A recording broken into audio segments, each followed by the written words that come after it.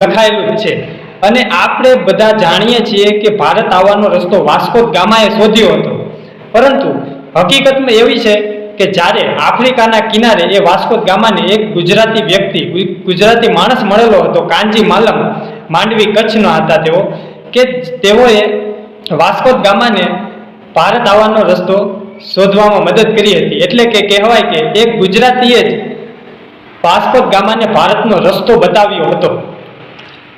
તો એ જ હતી આપણી ગુજરાતની એવી સાહસ વૃત્તિ કે જો દુનિયા ભલે ગમે એટલી ભણેલી હોય, પણ એ વાસ્કો દ ગામાને ભારત પહોંચવા માટેનો રસ્તો પણ એક ગુજરાતી કાનજી માલમે જ બતાવ્યો હતો.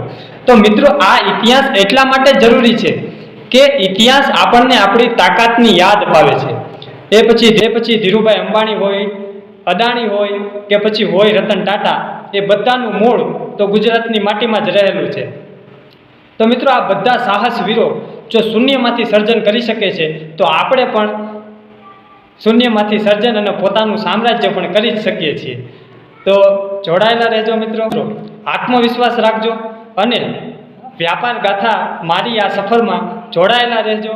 અને જલ્દી મળીશું એક નવા જ અંદાજ અને એક સ્પેશિયલ સિરીઝ સાથે. ત્યાં સુધી સૌ મિત્રોને જય હિન્દ, જય ભારત, જય જય ગરવી ગુજરાત.